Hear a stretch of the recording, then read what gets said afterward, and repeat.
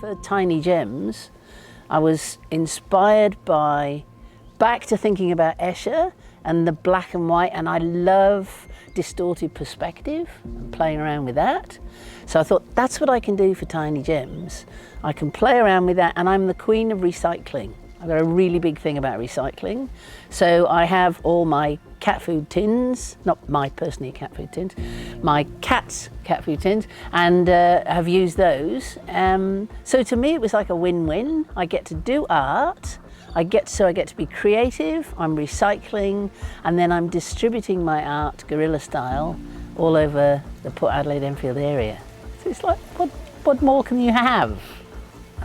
Number one, it's an art project, so anything to do with art's fantastic. But Tiny Gems, I work, like as I said, I work in a big scale most of the time, but my drawings can be really tiny, and it really appealed to me that how am I going to work this? How am I going to come up with the concept of something tiny that has some kind of impact?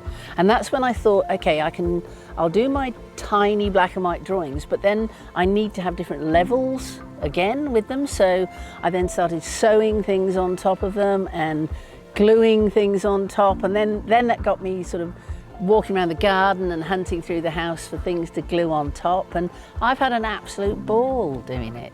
I mean, I have no idea what I was going to do, but yeah, that's what happens when, with art for me, I'm inspired by the information I'm given. So one of my most successful drawings is a Celtic tree of life, and there was an art exhibition, and it was called the Tree of Life. And so I had to draw something for that. And that turns out to be one of my best drawings. So being given Tiny Gems, being given a title to work with, yeah, it really gets you going, it's good. So I started playing with the little tins. I sprayed them all black first because that looks good. And then put my little drawings in the back, and then started to add things in. So I just had so much fun trying to find different things to put in there, making holes in things, and finding strange things in the garden, spray painting things black, and then playing with little people, like finding things like these little people and putting those in so they look like they're sort of looking at the artwork and leaning at an angle. That one made me laugh. And then random feather. So they make me happy, and it's just a lot of fun. And then I thought I could move on from that, and so started stitching.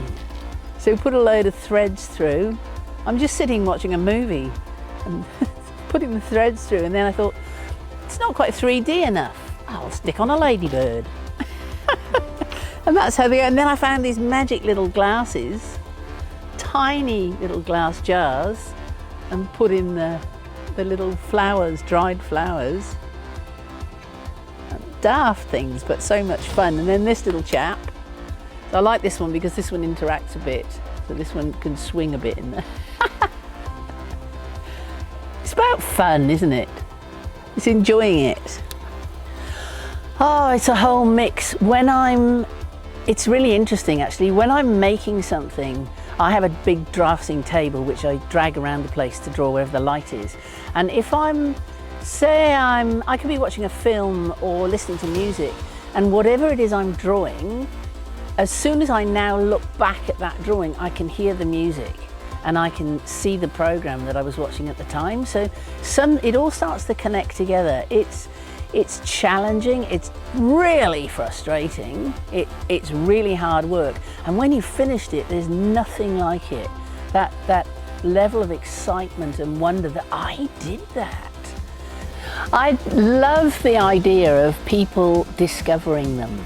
So I'm looking forward to distributing them widely amongst the Port Adelaide Enfield Council area, not just in the port, because we do have wonderful things in the port and there's wonderful artwork everywhere. I want to hide some there, and I think I'll hide 2 or 3 of them together, but I want people to discover them and to get a sense of wonder from them, and to just feel that buzz that you feel when you think, oh my God, what's that? Where did that come from? Who did that? And with the project, we've talked about the fact that what if people take them? Well, that's okay. That's okay. They're like a creative gift. It'd be nice if they hung around for a little while so that people get to actually see them. But then, yeah, have the artwork, enjoy it. I hope you enjoy it.